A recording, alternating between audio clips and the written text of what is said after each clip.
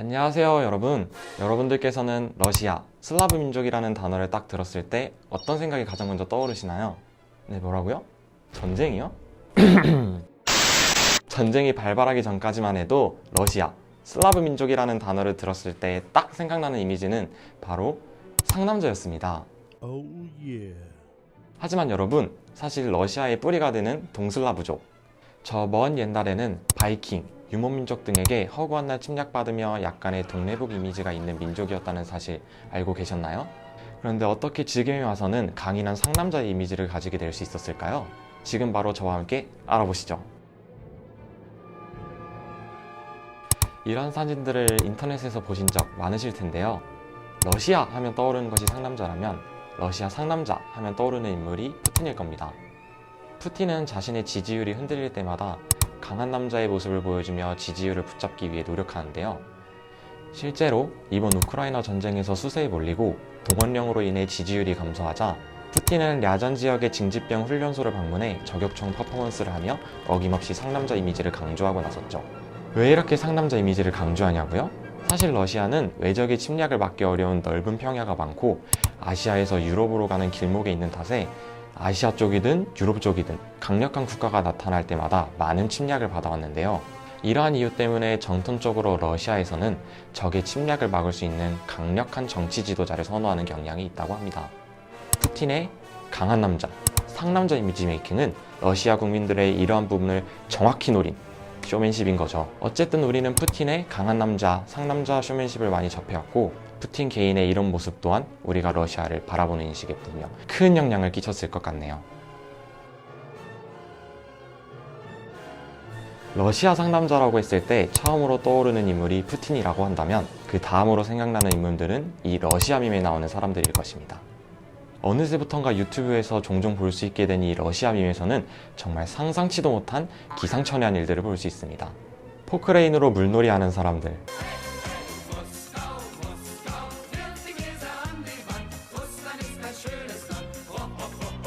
한치의 망설임도 없이 주먹으로 차 창문을 깨는 사람들,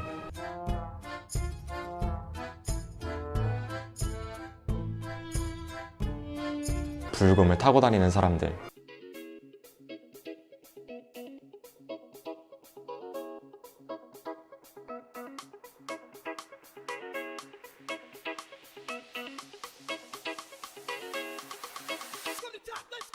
듣기만 해도 어질어질하지 않나요?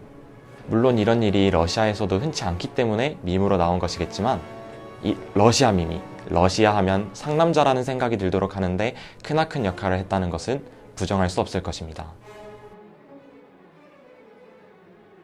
여러분은 차미스를 병샷하는 사람을 보면 어떤 말을 하곤 하시나요? 저와 제 주변 사람들은 이야 상남자네 라는 말을 하곤 하는데요. 우리나라에서는 술을 잘 마신다 라는 것은 곧 상남자라는 인식이 있는 듯 합니다. 그리고 러시아는 술을 잘 그리고 많이 마시기로 유명한 국가인데요. 과거 높은 음주율로 인한 높은 사망률을 줄이고자 러시아 정부에서 여러 강력한 제재를 시행한 탓에 현재는 음주율이 많이 떨어지긴 했습니다만 WHO가 발표한 2016년 기준 세계 평균 음주율이 인당 연간 6.2리터인 것을 고려해 볼 때 과거 인당 연간 20.4리터까지도 기록하고 청소년 음주율이 80%를 기록했던 러시아. 우리가 술을 잘 마시고 많이 마시는 국가, 상남자 국가라고 인식하기에는 무리가 없다고 생각합니다. 자, 여기까지가 러시아 사람들이 마시는 술의 양에 관한 이야기였다면 지금부터는 러시아 사람들이 마시는 술의 알코올 도수에 관한 이야기를 해보려 합니다. 러시아 하면 술을 많이 마시는 것도 유명하지만 보드카, 즉 알코올 도수가 40도를 넘나드는 독한 술을 마시는 것으로도 유명한데요. 같은 병샷이라도 그게 과일 소주냐 참이슬이냐에 따라 느껴지는 게 다른 것처럼 주로 마시는 술의 알코올 도수가 상남자 이미지에 영향을 주는 것은 당연할 겁니다. 다른 나라들이 중류주 평균 음주율 0몇 리터에서 3몇 리터 사이를 기록하고 있을 때 혼자서 7.32리터를 기록한 러시아. 더 이상 말할 필요는 없겠죠?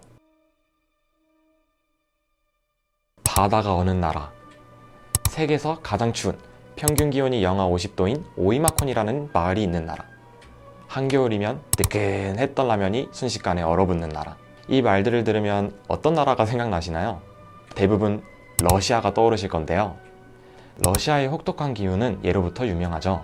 사실 러시아가 겪은 세계의 큰 전쟁인 나폴레옹의 러시아 원정, 제1, 2차 세계대전 모두 인력, 물자, 자원을 가한하면서 꾸역꾸역 겨울이 올 때까지 버티다가 결국 겨울의 혹독한 기후로 혼내줘서 이긴 전쟁. 자, 러시아의 혹독한 기후는 유명하지만 혹독한 기후만으로 상남자라는 타이틀을 얻기엔 부족하죠. 러시아 사람들에게 상남자라는 인식이 박힌 이유는 혹독한 기후에도 우통을 벗어제끼는 진짜 상남자 때문입니다. 영하 20도의 날씨에도 호수의 얼음을 십자가 형태로 깬 뒤에 우통 벗고 들어갔다 나오는 러시아의 전통 얼음 목욕 행사, 한겨울에 수영복만 입고 스키를 타는 행사인 부게루겔 축제 등등. 이 정도면 러시아 사람들 상남자로 인정해줘도 될 것 같네요. 과거 허구한 날 몽골 제국, 신성 로마 제국, 바이킹 등에게 침략당해 하도 노예로 팔려다니다 보니 노예라는 뜻의 영어 단어인 슬레이브의 어원이 슬라브 민족이라는 썰도 있는 러시아. 지금까지 이랬던 러시아 민족이 상남자의 대명사가 된 이유를 알아보았는데요. 즐겁게 보셨다면 구독과 좋아요, 알림 설정까지. 감사합니다.